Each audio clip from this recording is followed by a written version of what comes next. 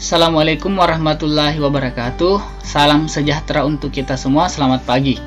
Semoga semuanya dalam keadaan sehat walafiat. Baik, pada kesempatan ini kita akan mempelajari mata pelajaran PPKN. Untuk kelas 12 ada 4 bab yang akan kita pelajari.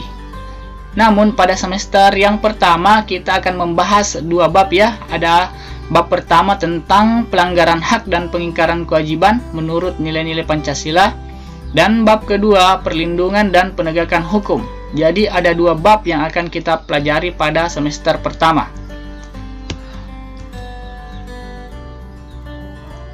Langsung saja kita akan membahas bab pertama, yaitu tentang pelanggaran hak dan pengingkaran kewajiban menurut nilai-nilai Pancasila.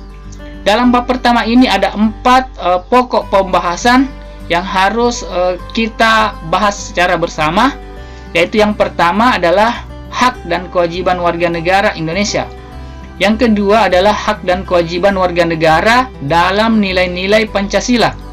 Yang ketiga, kasus pelanggaran hak dan pengingkaran kewajiban. Dan yang terakhir adalah penanganan kasus pelanggaran hak dan pengingkaran kewajiban warga negara. Nah, tujuan pembelajaran pada bab pertama ini ada 5 ya. Yang pertama, diharapkan kalian mampu menjelaskan pengertian serta macam-macam hak dan kewajiban warga negara. Yang kedua, diharapkan kalian mampu menyebutkan hak dan kewajiban warga negara berdasarkan nilai ideal, nilai instrumental, serta nilai praksis dalam sila-sila Pancasila. Yang ketiga, diharapkan kalian mampu mengidentifikasi contoh kasus pelanggaran hak dan pengingkaran kewajiban warga negara. Yang keempat, diharapkan kalian mampu menyajikan hasil analisis nilai-nilai Pancasila terkait kasus-kasus pelanggaran hak dan pengingkaran kewajiban warga negara. Dan terakhir, diharapkan kalian mampu menganalisis upaya pemerintah maupun warga negara dalam mengatasi maupun mencegah terjadinya pelanggaran dan pengingkaran kewajiban warga negara.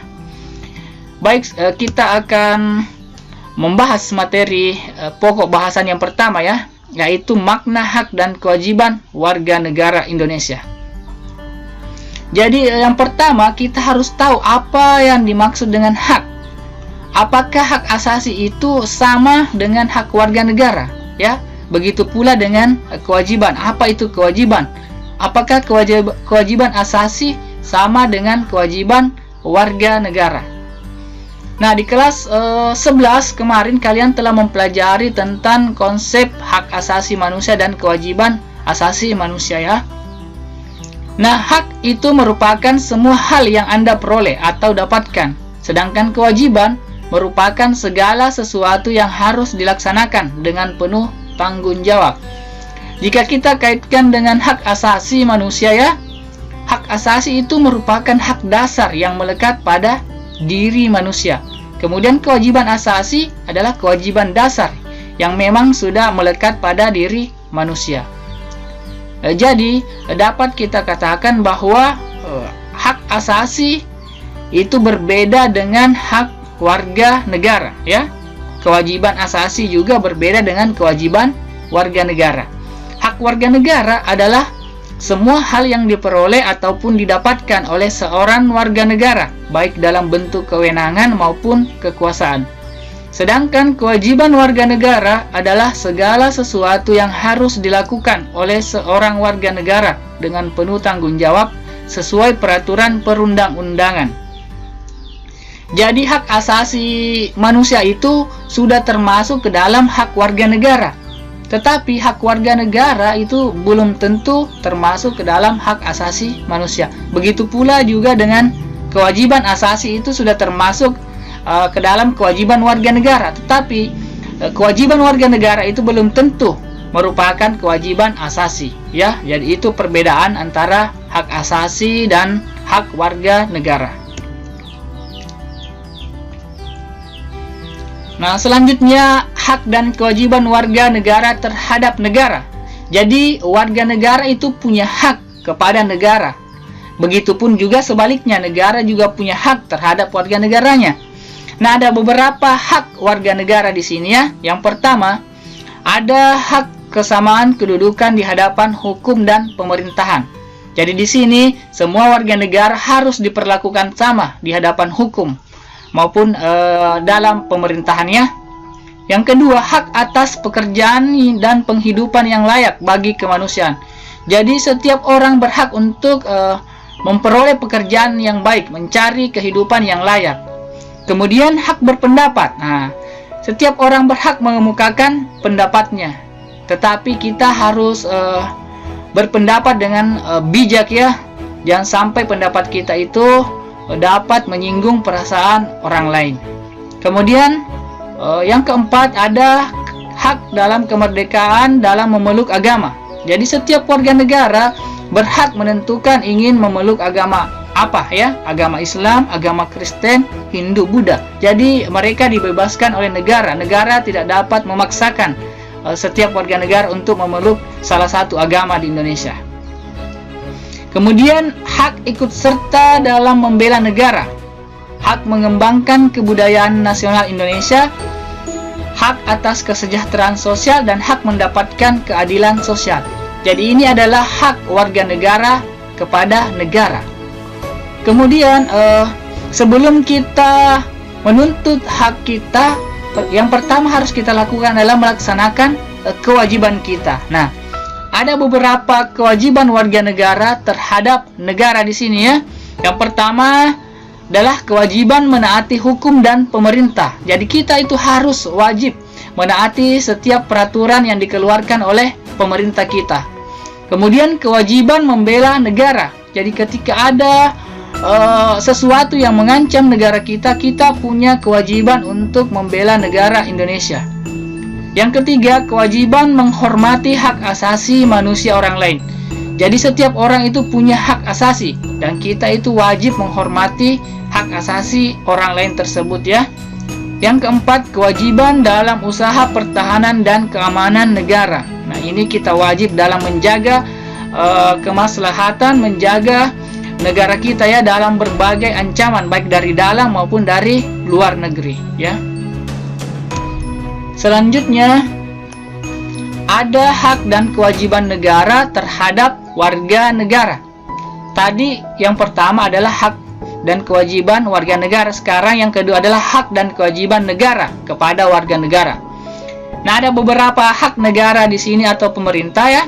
Yang pertama yaitu menciptakan peraturan dan undang-undang yang dapat mewujudkan ketertiban dan keamanan bagi seluruh rakyat. Yang kedua, melakukan monopoli terhadap sumber daya yang menguasai hajat hidup orang banyak. Yang ketiga, hak negara untuk dibela. Yang keempat, hak negara untuk ditaati hukum dan pemerintahannya. Kemudian kewajiban negara atau pemerintah ya. Ini diatur dalam konstitusi kita, yaitu Undang-Undang Dasar Negara Republik Indonesia tahun 1945. Yang pertama itu negara wajib melindungi segenap bangsa Indonesia dan seluruh tumpah darah Indonesia. Kemudian yang kedua, wajib untuk memajukan kesejahteraan umum, mencerdaskan kehidupan bangsa, dan ikut melaksanakan ketertiban dunia berdasarkan kemerdekaan, perdamaian abadi, dan keadilan sosial.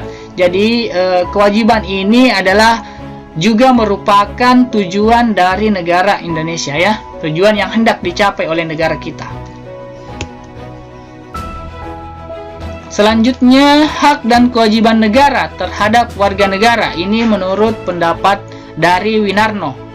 Ada beberapa hak negara terhadap warga negara, yaitu hak negara untuk ditaati hukum, hak negara untuk dibela, hak negara untuk menguasai bumi, air, dan kekayaan untuk kepentingan rakyat. Hampir sama tadi ya. Kemudian kewajiban negara terhadap warga negara. Ada kewajiban negara untuk menjamin sistem hukum yang adil ya. Kemudian kewajiban negara untuk menjamin hak asasi warga negara. Kewajiban negara untuk mengembangkan sistem pendidikan nasional untuk rakyat. Kewajiban negara memberikan jaminan sosial. Dan terakhir, kewajiban negara memberikan kebebasan beribadah ya. Jadi ini adalah kewajiban negara kepada warga negara. Jadi kita harus bisa membedakan ya, apa hak negara, apa hak warga negara. Kemudian apa kewajiban negara dan apa kewajiban warga negara. Jadi semua harus berjalan sebagaimana yang telah ditentukan. Selanjutnya, hak dan kewajiban warga negara dalam nilai-nilai Pancasila. Yang pertama adalah hak dan kewajiban warga negara dalam nilai dasar Pancasila. Jadi di sini nilai dasar itu ada 5 ya. Yang pertama ada nilai ketuhanan, ada nilai kemanusiaan, nilai persatuan, nilai kerakyatan, dan nilai keadilan sosial. Jadi itu merupakan nilai dasar ya Pancasila. Kemudian yang kedua adalah hak dan kewajiban warga negara dalam nilai instrumental Pancasila. Nilai instrumental di sini yang dimaksud adalah hak dan kewajiban yang dicantumkan dalam peraturan ya, dalam undang-undang dasar maupun peraturan perundang-undangan lainnya. Jadi ada hak dan kewajiban mengenai kewarganegaraan, ada kesamaan kedudukan dalam hukum dan pemerintahan, pekerjaan dan penghidupan yang layak bagi kemanusiaan. Yang keempat tentang bela negara. Yang kelima, kemerdekaan berserikat dan berkumpul. Keenam, kemerdekaan memeluk agama. Ketujuh, pertahanan dan keamanan negara. Yang kedelapan, ada tentang pendidikan. Yang kesembilan, kebudayaan nasional Indonesia. Kesepuluh, perekonomian nasional. Dan kesebelas, ada tentang kesejahteraan sosial. Jadi semua ini diatur di dalam undang-undang dasar maupun dalam peraturan undang-undang lainnya ya. Terakhir, ada hak dan kewajiban warga negara dalam nilai praksis Pancasila. Nilai praksis di sini adalah pelaksanaannya ya, atau implementasinya dari aturan yang ada tadi. Yang pertama, sikap positif sesuai nilai dalam sila pertama Pancasila. Misalnya tadi diatur nilai instrumentalnya, misalnya kemerdekaan memeluk agama. Kemudian sikap positif yang sesuai dengan sila pertama itu misalnya menjalankan bagi umat Islam ya, saya ambil contoh bagi umat Islam, misalnya menjalankan sholat 5 waktu, memberikan sedekah dan sebagainya. Banyak sekali contoh-contoh positif ya yang sesuai dengan sila pertama Pancasila. Kemudian sikap positif sesuai nilai dalam sila kedua Pancasila ya, kemanusiaan yang adil dan beradab. Misalnya membantu korban bencana alam misalnya, itu kan menjunjung nilai-nilai kemanusiaan. Yang ketiga, sikap positif sesuai nilai dalam sila ketiga Pancasila ya, nilai persatuan. Contohnya menghormati hak orang lain. Nah, itu. Kemudian toleransi. Itu semua dapat menjaga persatuan dan kesatuan negara kita. Yang keempat, sikap positif sesuai nilai dalam sila keempat Pancasila. Misalnya melakukan musyawarah dalam pengambilan keputusan, menggunakan hak suara dalam pemilihan umum. Nah, itu semua contoh sesuai dengan sila keempat. Yang kelima, sikap positif sesuai nilai dalam sila kelima Pancasila ya, sila keadilan sosial. Ada beberapa juga, banyak contohnya, misalnya memberikan perlakuan yang adil ya antar semua warga negara. Jadi tidak dibeda-bedakan suku, agama, rasnya ya, semua harus diperlakukan sama. Jadi untuk pertemuan pertama ini saya cukupkan sekian. Selanjutnya kita akan membahas bahagian C dan D pada video selanjutnya. Semoga video ini bermanfaat. Saya akhiri dengan ucapan Assalamualaikum warahmatullahi wabarakatuh.